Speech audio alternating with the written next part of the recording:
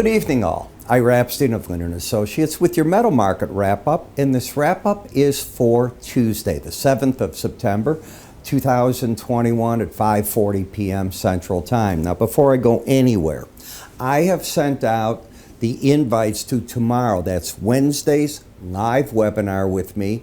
It opens at 12:30 p.m., ends at 12:50. It's a short one. That's how they are. I'd prefer that if you register, write me your questions because I'm not going to create charts on the fly. So if I don't get what I want and don't have them made, it takes just too much time. Give me what I need ahead of time. If you haven't got the invite or you're not on my mailing list because they've gone out twice, click up here. At any point, that's how you get in. It's a form. You'll be able to fill it out as you go from there. Also remember that I have my Labor Day special going through tomorrow, and that's any of my research that you buy. It qualifies you, if you buy a one-year package, qualifies you for either my free charting course, it'll be free at that point to you, or my enhanced Bollinger Band course, free. Either one is yours. You can even give them away as a gift. You just tell us what to do. Well, today took me by surprise, and I'm super disappointed. Gold was a massive failure.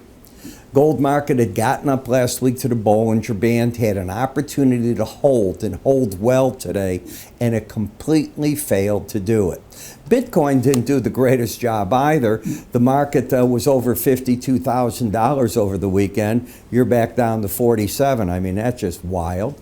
Bonds and notes, I mentioned last week, here we had terrible jobs data on Friday, and the market on interest rate futures, instead of rallying, broke, which means real rates were going up. And today, guess what? We got over 137 on the 10-year note.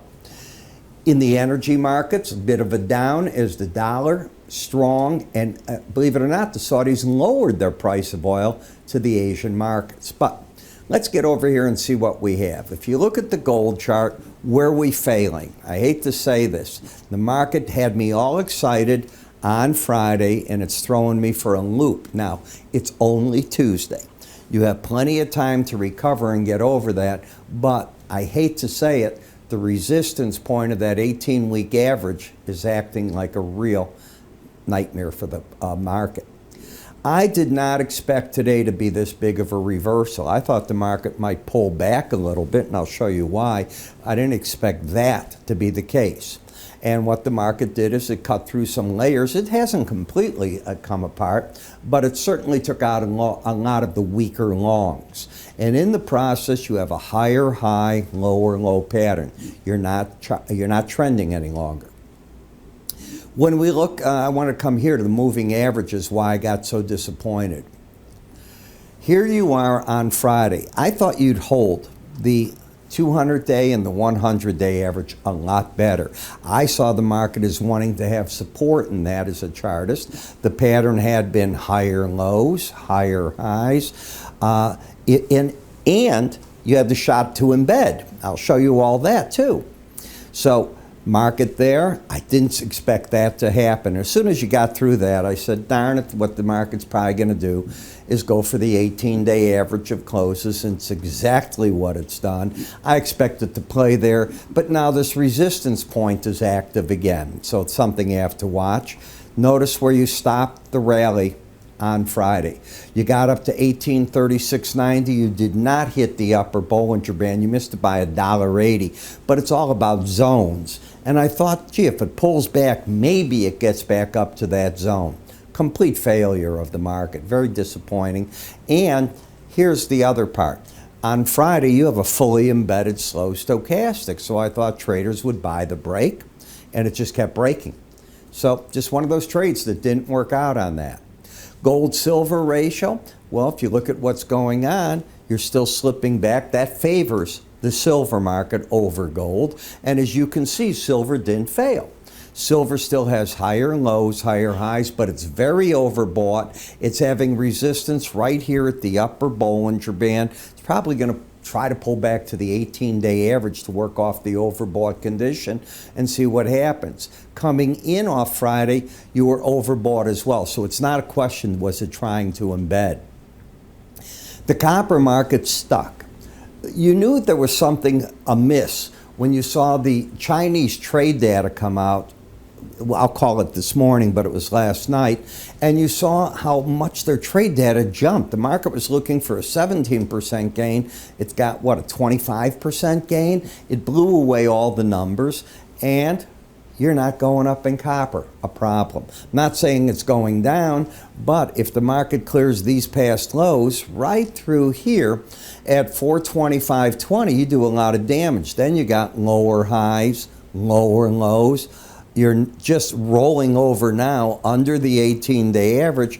Could it be a 408 number? I'm just pointing out what it could be. I doubt it, but you got to look at the weekly chart to get some idea there. In the platinum, you got a higher high, lower low. There's no trend, and you've been really trading against this 18-day average for now about a week and a half. Just take a look at that.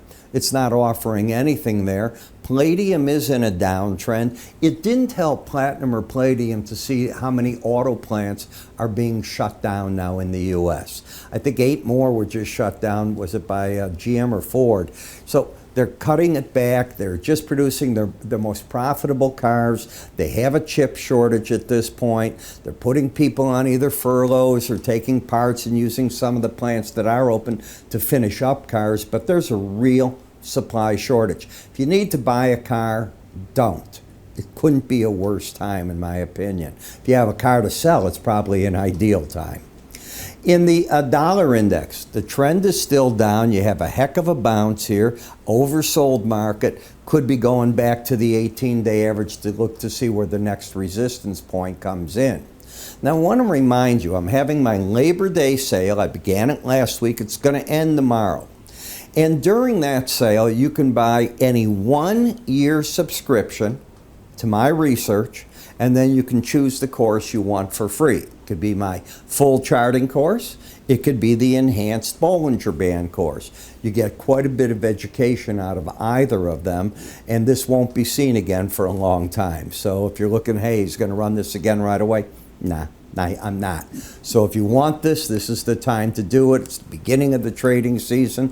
The full charting course is a $249.95 value. The other course, $75. But if you're a Bollinger Band person and you already know charting, that's the one you want to lead to. How do you find out more? You can call my staff.